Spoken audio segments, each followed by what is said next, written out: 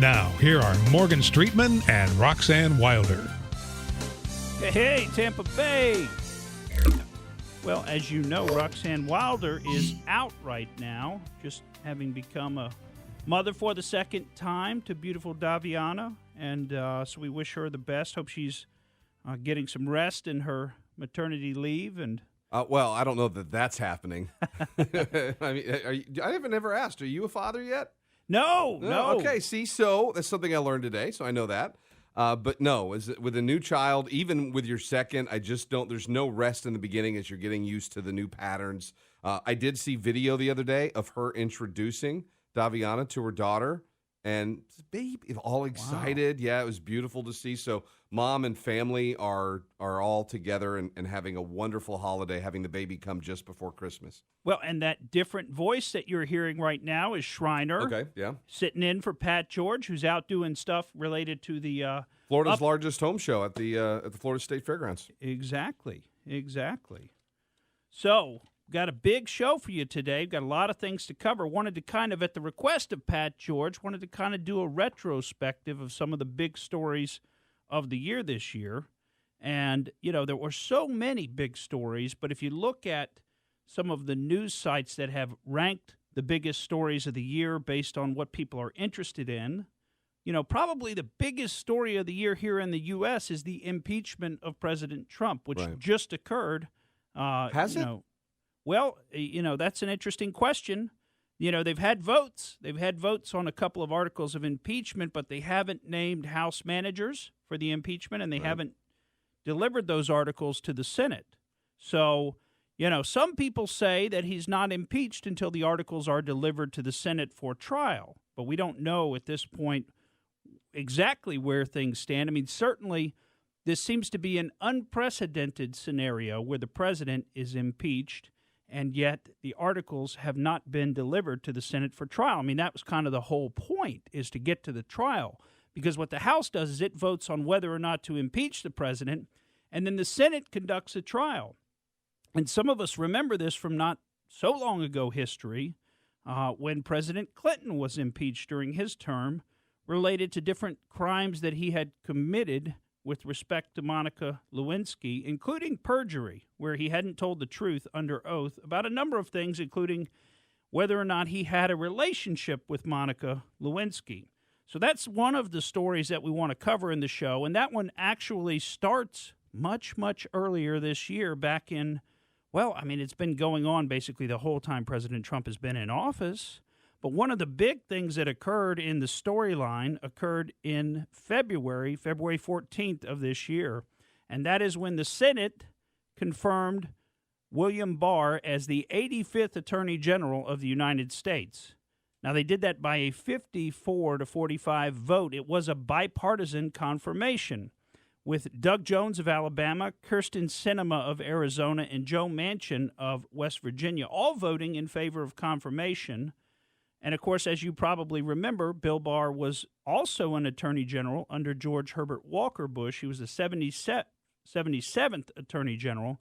So he's the 77th, and now he's the 85th attorney general. And, of course, he's been very influential, involved in the Trump situation, and particularly with respect to the Russia investigation that was ongoing until this year. And that's another big piece of the storyline, frankly, is what happened in conclusion of the Russia investigation.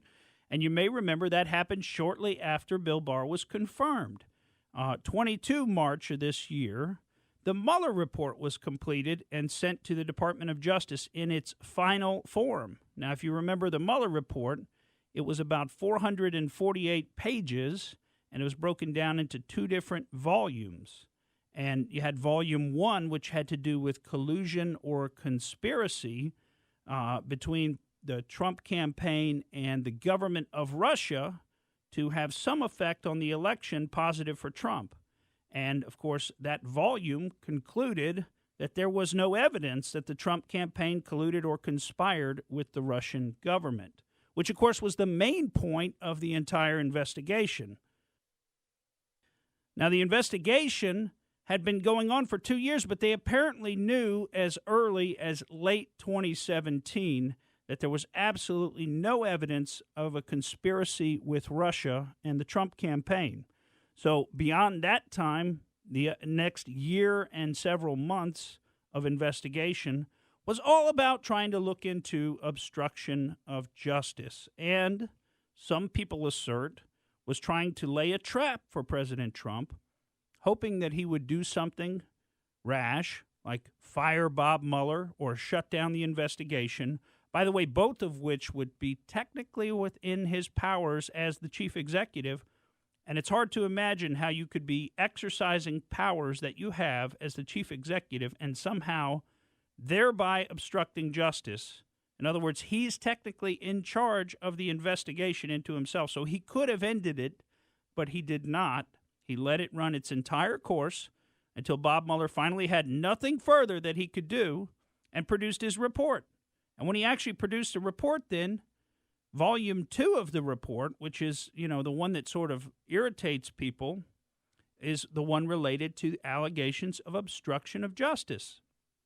And in Volume 2, Bob Mueller and Andrew Weissman and his team, which included at times Peter Strzok and others. I mean, Peter Strzok, there's a name that we've learned to know very well, but his team included those people, and he basically discussed 11 different episodes of alleged possible obstruction of justice. And this was such a strange thing for Bob Mueller to do because this was not the normal function of a prosecutor. Normally, a prosecutor just makes a prosecutorial decision, and if there's enough evidence to indict, the prosecutor indicts. If there's not enough evidence to indict, the prosecutor doesn't typically put out a report running through all the different things that we may have found, some of the allegations that we looked at, etc., because that is defamatory of the individual. And in the United States of America, you're supposed to be innocent until you're proven guilty. So it's not supposed to be an opportunity for law enforcement to go through, well, these are all the allegations that we had against the person, and here's some of the evidence that we looked at, etc.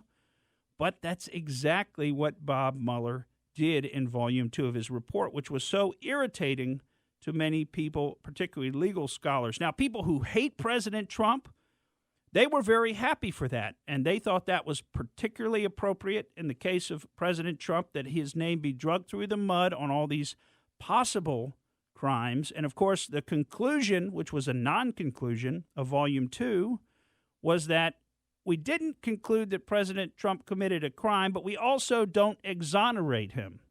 Now, that's something prosecutors never do. Prosecutors never come out and exonerate somebody.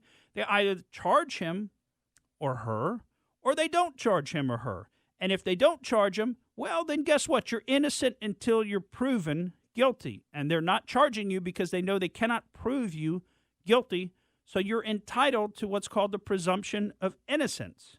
But, of course, Bob Mueller refused to make that prosecutorial decision, instead kicking it back to the Department of Justice.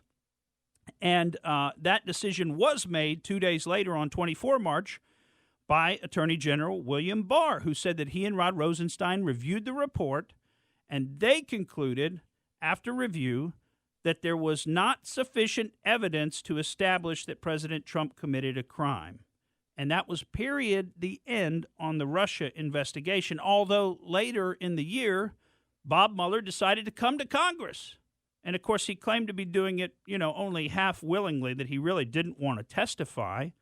And on 24 July of 2019, he testified to Congress in a halting and confused manner. It seemed like he did not even know the contents of his own report. And he frequently would say, in answer to questions, things like, "That's not in my purview." And one of the notable points that he testified to, which I thought was particularly interesting, was that he didn't even know who Fusion GPS was. Now, Fusion GPS was the group run by Glenn Simpson, you remember that, Schreiner, who put together the Steele dossier. Right. And they say that even Steele really wasn't maybe even the primary author of the dossier that bears his name, that maybe it was really Nellie Orr and others who were working under contract with Fusion GPS. But Bob Mueller didn't even know. And remember, the Steele dossier was like the entire basis for the Russia investigation. It's the entire basis for these FISA warrants that they went and got. Now, they'll say, oh, there was a lot of other evidence that was involved in this. But if you read between the lines and you look at what we actually know about, we know that the Steele dossier was the basis. Now, there may have been a few extra things that they tagged on, they added on, but truly, the Steele dossier was the central basis for this entire hoax Russia investigation that's occurred over the past several years. And of course, Bob Mueller doesn't even know about the group that produced the Steele dossier. So what kind of an investigation was he really running? We're going to talk some more about that when we come back.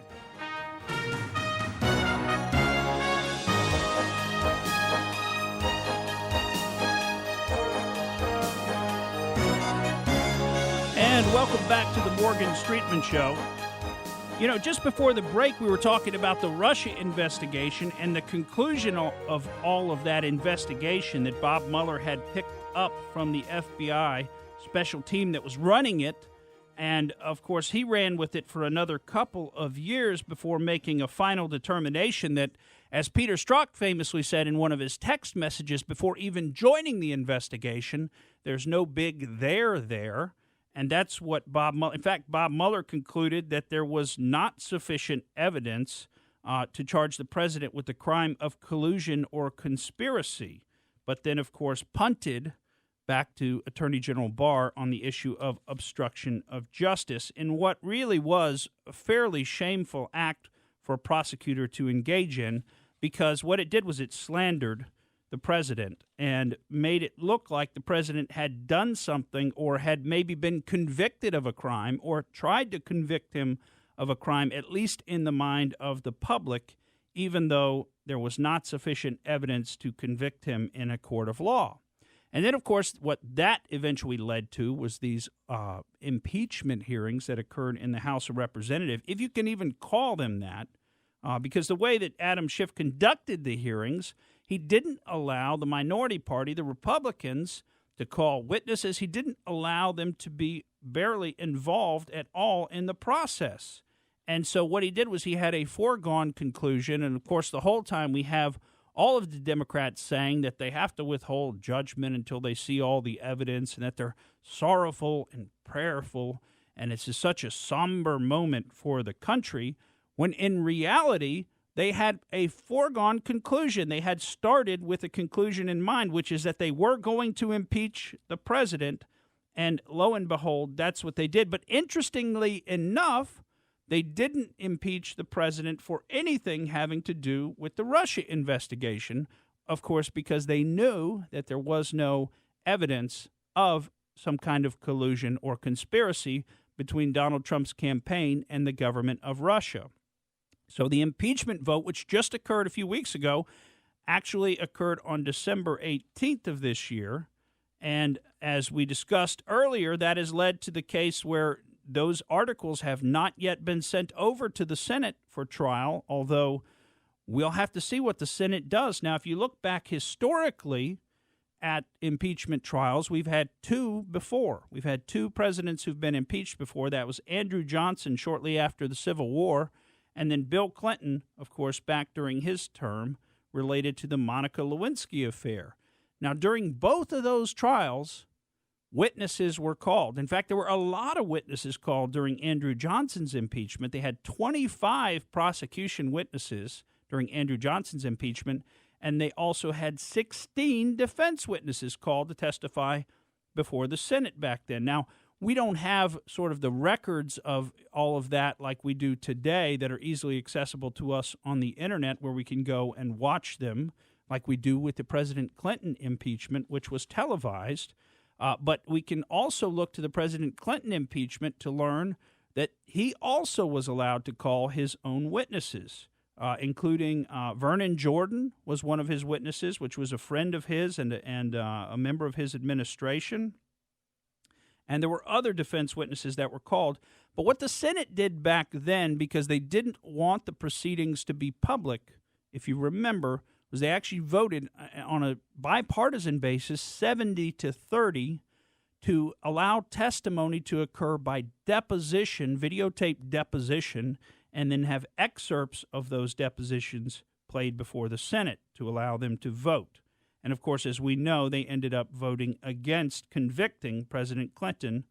And it was to President Clinton's benefit at the end of the day because his approval ratings kind of shot up after that. People were not really happy with what he had done with Monica Lewinsky, who was a young staffer who worked for him. And they got into a personal relationship that occurred many times in the Oval Office, and there was a lot of details that were put out about that.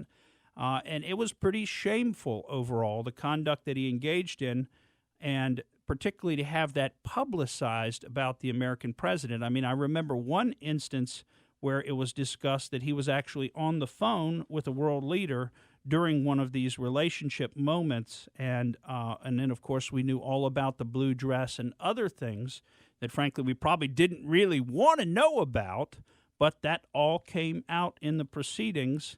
And it all came out in part because the president refused to tell the truth about what he had done. And so, naturally, that all came out. And at the end of the day, like we said, he was not convicted of the crimes in the Senate that he was accused of, the high crimes and misdemeanors, right, which were actual high crimes and misdemeanors, as opposed to what President Trump has been accused of, which they basically don't even state an actual crime. And that's what's so confusing about this particular impeachment. Of course, the Democrat spin machine and the media has been a part of trying to say, well, impeachment is not a criminal proceeding per se. It's a political proceeding where, just because they don't agree with president politically, they can vote him out of office. And that's what they would like to do.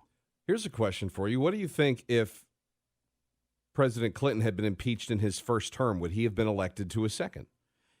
I don't know. Probably so, because what the pattern that we see, maybe, and of course President Trump's approval ratings have been going up slightly. Right.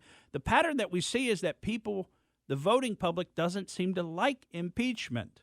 And even if they've got good evidence that the person committed a crime, like we had with President Clinton, who was on record in deposition lying. He did lose his law license. He lost his law license because of that. over Now, it. Trump will not lose anything because he doesn't have a law license. Well, but not only that, but how would, they don't have a perjury charge against President Trump. They can't say that he's perjured himself.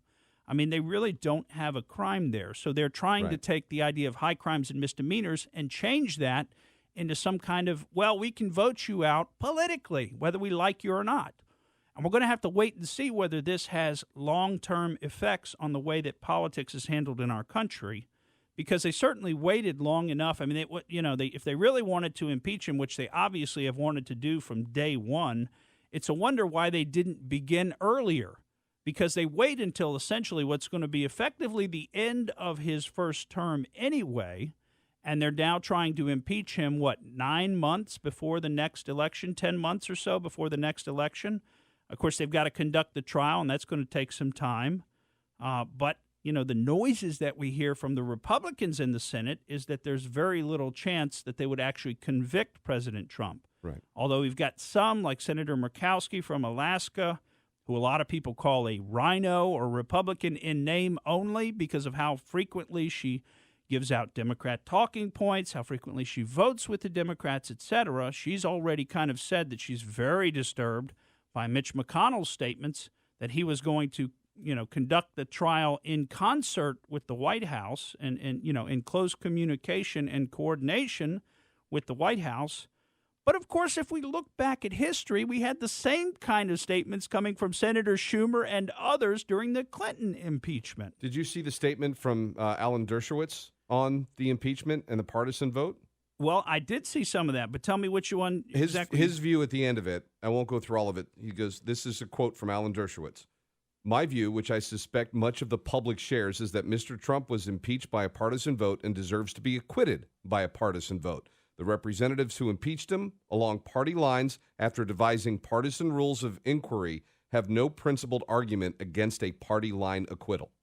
Now, this is a guy who is a huge Clinton supporter, right? And unabashed. He'll tell you he's a liberal Democrat essentially. He's a scholar of the United States constitutional law. So with everybody being an expert now in constitutional law and social media, ignore all of us and listen to guys like this.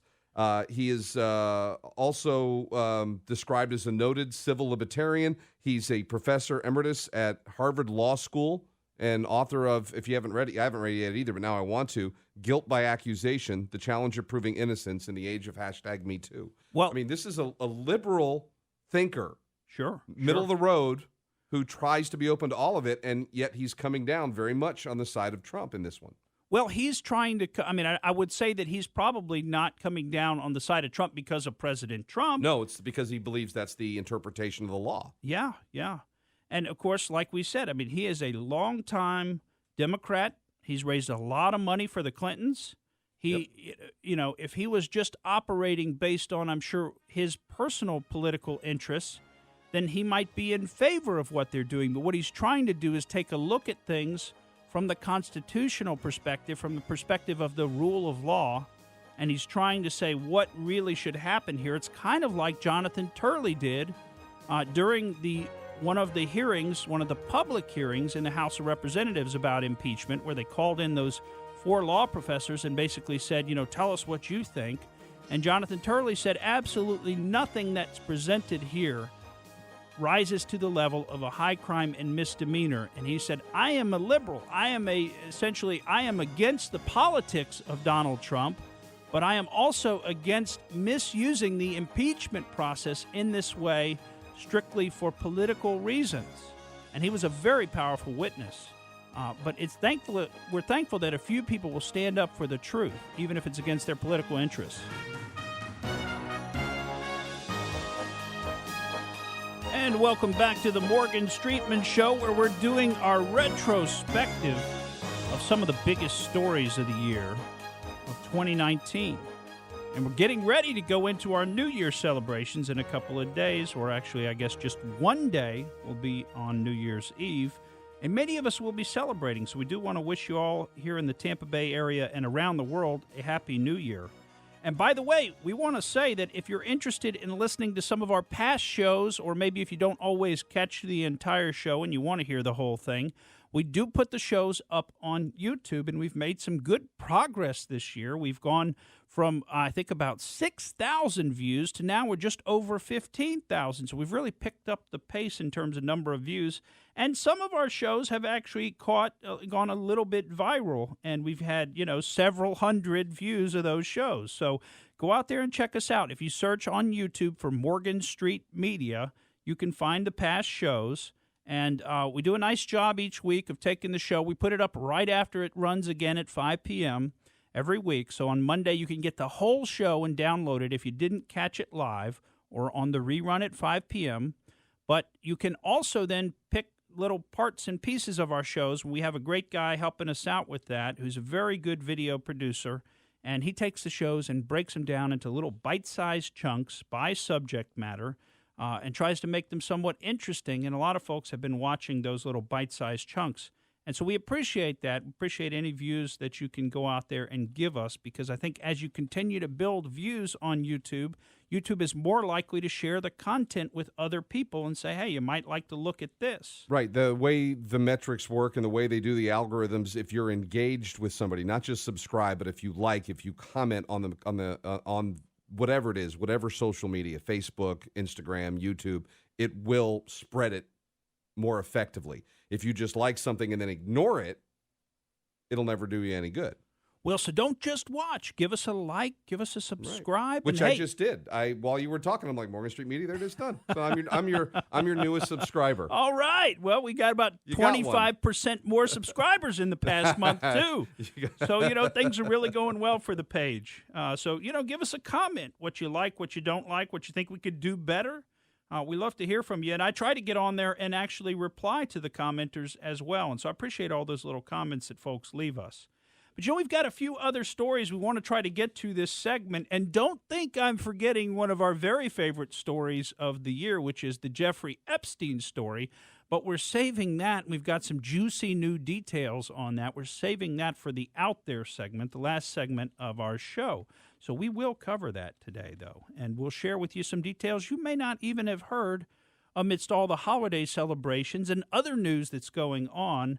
you may not have heard some of these details, but I want to try to cover a couple other stories. Now we're going to go a little bit international for a minute and talk about Brexit, because this is a big year for Brexit. I mean, I don't know if you can remember all the different things that have happened, and we certainly covered a number of the important milestones on the Morgan Streetman show, but the Brexit situation has been going on for over 3 years. If you remember, the British people voted in June of 2016 to exit from the European Union. And that largely was a vote of people who did not live in London and did not live in Scotland, because Scotland is very much in favor of staying with the EU, and also the entire city of London and the outlying suburbs of London is very much in favor of staying with the European Union. But the people in the British countryside and in some of the other cities like Manchester and Birmingham and others, they wanted to leave the European Union. And why did they want to leave? They wanted to leave because they felt like they were being ruled by a bunch of unelected EU bureaucrats. And if you remember, the rules across the EU had to be the same in every country. So what you have is you have a group of bureaucrats in Belgium, kind of like our administrative state here in the United States, who are not elected. These are bureaucrats. They're not elected. They're hired and appointed. A lot of them work in government for their entire lives, and they become experts on how to increase their power in government. But the thing is, the people don't often like the regulations that get put in place. So that happens in Brussels, and it gets applied all across the EU. And the people of Britain wanted to make a change. They wanted to rule themselves, not be ruled by the EU bureaucrats in Brussels. So back in 2016, in June 23rd, they actually voted on the referendum to leave the EU. And since that time, they've been trying to extricate themselves from the EU. They've had a number of deadlines that they were supposed to meet. And if you remember,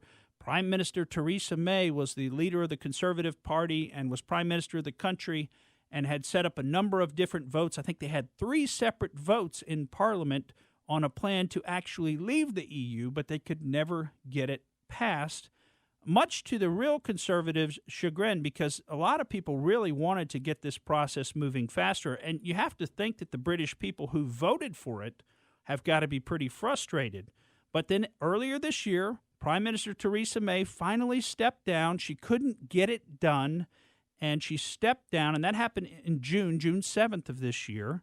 And, of course, that gave rise to an election, and we saw Prime Minister Boris Johnson get elected on the 24th of July of this year. And then things started to happen very quickly. And if you remember, he tried to do what's called proroguing Parliament for 5 weeks for most of September. He wanted to prorogue Parliament. In other words, send Parliament home, kind of like if we could send Congress home in this country. And, it might not be such a bad idea. I'm sure if we could do that, President Trump would be proroguing Congress. But Boris Johnson wanted to prorogue Parliament so that they couldn't continue to enact these various bills to try to stop Brexit from occurring, which was scheduled to occur this time. And I say this time because, remember, they delayed it several times, but it's scheduled to occur this time by no later than October 31st. But if you remember, he couldn't get that through Parliament. He couldn't get it passed because they put some bills on that made him delay it again until January 31st of 2020. So that's the date now that's set in stone. But as part of this whole process, and you also remember he lost a case in front of the UK Supreme Court where they said you can't prorogue Parliament for 5 weeks. You could send them home for 5 or 6 days, but you can't do it for 5 weeks. That's not allowed. And so Parliament came back, and boy, were they upset. And Speaker John Bercow was really upset. Now, he's not Speaker anymore, but at the time he was Speaker, and he was really against Brexit and trying to do everything he could do to frustrate Brexit. So they got the extension, and in the meantime, Prime Minister Boris Johnson called an election. And what happened there is the biggest victory for conservatives in the UK since the days of Margaret Thatcher, where they've now got a commanding lead in terms of votes in Parliament. And it seems without doubt now that they will, as Boris Johnson likes to say, get Brexit done. And that will happen early in 2020. Now, one of the things we've got here in the U.S. to look forward to, in my opinion, is a future trade deal with the UK after they get out of the EU, and they can negotiate individually with the United States as a trading partner, because there's a lot of business that our two countries can do with each other. And, of course, Boris Johnson's talked about this and President Trump has talked about this. So we have that to look forward to economically in our country. And if you haven't noticed, things are going pretty well for our economy. We're overdue for a cyclical recession. But while President Trump's been in office, things have been going very well. Whether you're on Main Street and you're operating a small business, you've noticed things are actually going very well. And I can tell you that as a small business person myself. But also, if you're invested in Wall Street and the markets, you also have to say that things are going very well. And even liberal Democrats that I talk to have told me, I have to give it to President Trump because I'm looking at the balance on my 401k or my IRA, and it is just unbelievable how well the stocks have done recently. So, a lot of positive things have happened in the economy. And this spins us into some of the trade deals that we want to talk about and see if we can get through some of those. Earlier this year, we had the much anticipated signing was supposed to happen of the U.S. and China trade deal, which the two sides had worked out together over a couple of years. There'd been a lot of negotiations back and forth, and the Chinese had this guy named Liu He, who was the special envoy of Premier Xi Jinping of China. Now, Xi Jinping is the guy who's been elected emperor for life. And we should put quotes around elected, because in China, they don't have elections like we have where you have options. They've got the good old style communist elections where you just have the one choice, and maybe there's a couple of false choices on there, but don't dare vote for them.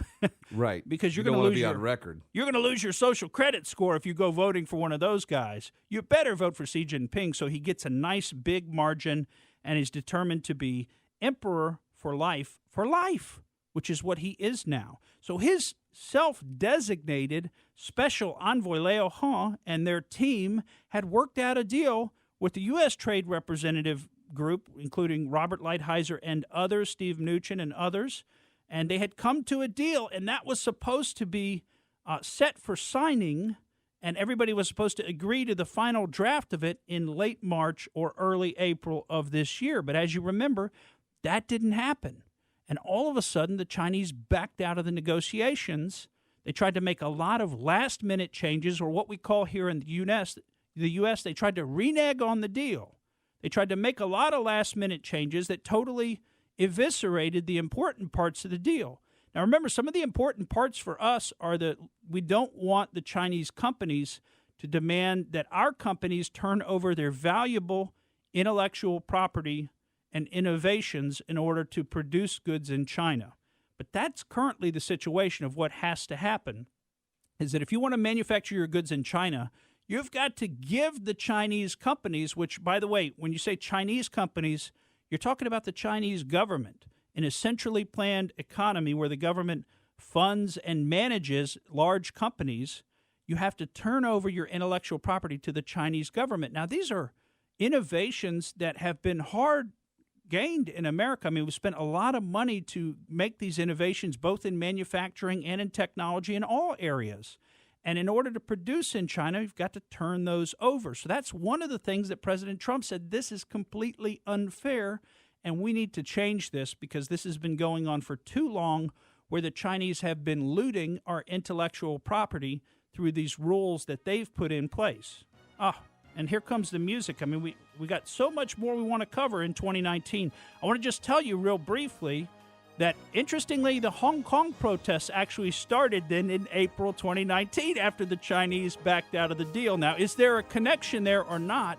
I can't say for sure, but the timing surely looks like there could be a connection. Now, those protests went kind of mainstream and started having hundreds of thousands of people showing up for them, and then millions of people showing up for these protests in June of 2019. And the starting point for a lot of this was a bill that was in place that Carrie Lam, the China-selected leader of Hong Kong, had wanted to pass, where they could extradite people from Hong Kong to mainland China for a trial. And boy, if you think the impeachment hearings and proceedings for President Trump haven't been fair, wait till you get extradited to China for trial.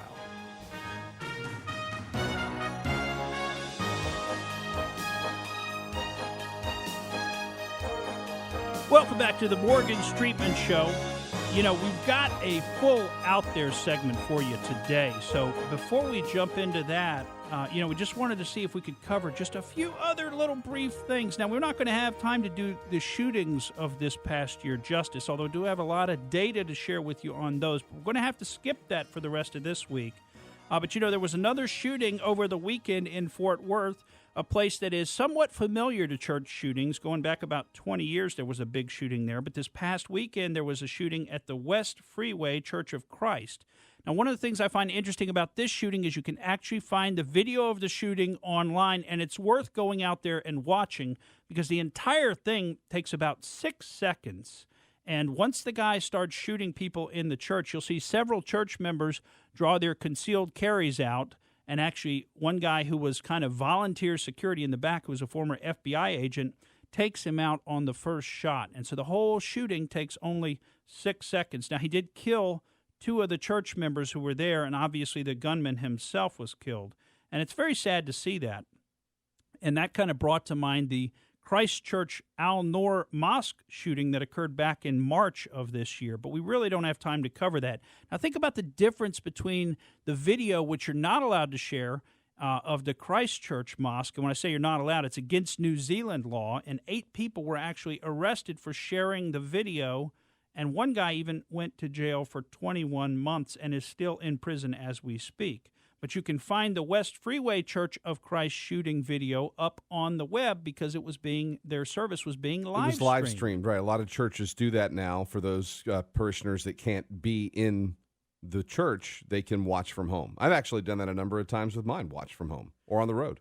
Well, and so we had a number of other shootings. We won't be able to get to all of them. There was a shooting at the El Paso Walmart and other things. But, shootings were a big story of the year. Another big story, you mentioned that we haven't gotten our Christmas present yet from North Korea. And, of course, one of the biggest stories of the year was when President Trump actually visited and walked across the DMZ, walked into North Korea across the line where you're not supposed to cross. Nobody ever crosses there. And President Trump actually stepped across in a businessman suit. He wasn't dressed like he was part of the military. That happened in just June of this year. Another big story this year that we won't get to cover is the grounding of the Boeing 737 MAX after a couple of major plane crashes, one in Ethiopia killing 157 people and one in Indonesia killing 189 people. And I don't know if you saw recently, but American Airlines flight attendants actually came out and said they absolutely will not fly on the Boeing 737 MAX. So that's been a big story with Boeing, and they've fired their CEO and other things. But we really can't cover that to do it justice because we've got to jump into the Jeffrey Epstein story, which is one of the biggest stories of the year. And, of course, you remember the Jeffrey Epstein story has been festering for well over 10 years. When he was originally, sort of arrested and then pled guilty to a very reduced charge back in 2008. And, of course, this year, suddenly his name popped back up in midsummer, and all of a sudden he was arrested again and looked like he was going to maybe be tried for some of his actual crimes up in the Southern District of New York. But then he attempted suicide, and they put him on suicide watch. And then they took him off suicide watch, and on August 10th of this year, he was actually successful in committing suicide. And most of us know that story. And, of course, we say he was successful in committing suicide, but, I mean, one of the big stories of the year is everybody saying Epstein didn't kill himself. And, I tend to agree with that thought process, that maybe that's the least likely explanation, was that Epstein actually killed himself. And maybe it's more likely that he was killed and/or, if you really want to go out there, maybe he didn't die at all, but we don't have time to get into that. We did want to bring you a couple of quick nuggets related to the Epstein story, and we're going to have to really move fast to get through these because I bet you haven't heard these. But if you didn't know, Business Insider has reported that Jeffrey Epstein was actually in the process of attempting to marry his 24-year-old goddaughter, Selena Dubin, who's a daughter. You're giving me a funny look. I guess you haven't heard this one, I did Schreiner. not hear that one. She's the daughter of hedge fund manager Glenn Dubin of Highbridge Capital and his wife, Eva Anderson Dubin, a former Miss Sweden who you may remember dated Jeffrey Epstein back in the 1980s. Now, in 2014, so this is, 6 years after Epstein was convicted of engaging a minor prostitute, he made Selena Dubin, the daughter, okay, who at that time would have been 19 years old, a benefactor of one of his trusts. And interestingly, the famous person who's accused a lot of these people, Virginia Roberts Giuffre, said that she was actually forced to have relations with Glenn Dubin at one point, although Glenn Dubin has strenuously denied those allegations. Now, in what I think is interesting about this relationship, which is long-standing with the Dubins, is that back in 2009, they actually sent an email to Jeffrey Epstein's probation officer saying that they were perfectly comfortable with Jeff Epstein spending time with their 14-year-old daughter, Selena, and she, of course, referred to him as Uncle Jeff. But this year, when all the big allegations came out and actually made major news, and everybody was aware, although you could have been aware earlier, but this year is when it kind of made major news and was accepted by the mainstream that Epstein really did these bad things, the Dubins came out and said that they were horrified by Jeffrey Epstein's despicable conduct, and had they been aware of it, they would have cut off all ties instantly. Well, that just sort of doesn't ring completely true based on all their long-standing relationships with him, and they're letting their daughter be around him as well, which is very, very strange. Even more strange than this is the new allegations that have come out. And, of course, we told you about this back in August on the Morgan Streetman Show, that this was a story that was out there, that we didn't have the resources to go and report on it. But now a gentleman named Dylan Howard, who's an investigative reporter, has gone out and done the research, and he's published a book called Epstein, Dead Men Tell No Tales. And Dylan Howard basically posits that Jeffrey Epstein was a high-level intelligence operative for the Israeli Mossad and other intelligence services internationally. Now, something that happened 23rd December of this year was an article was published on Medium.com. And if you're interested in the Epstein story, you've got to go out there and check this out, because Dylan Howard interviewed a guy named Stephen Hoffenberg. Now, Hoffenberg was a longtime partner with Epstein from 87 to the mid-90s, when Hoffenberg was finally busted as part of the Towers Financial Ponzi scheme. That was a debt collection company where they were taking investors' money and using the company as a Ponzi scheme. And he wound up serving 18 years in prison. But Hoffenberg said during the interview that Epstein admitted to him that Epstein was a spy, that he was a top-level agent for the Israeli Mossad.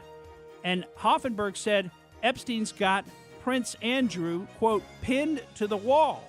Now, there's a lot more to this story to look into, and obviously the music's here, so we're not going to get to cover it. But, Hoffenberg does things like confirm that the reason Epstein didn't get in trouble in 2008 was that he was a high-level Israeli Mossad agent. He also said Epstein was involved with the FBI and the CIA, but that he was actually using those agencies. Very interesting story. Folks, I'm Morgan Streetman, and that's the way I see it. Thank you for listening to the Morgan Streetman Show. We hope you enjoyed what you heard, and if you did, please click like and subscribe to help us out. And remember that we recommend that you exercise your brain at least once a week.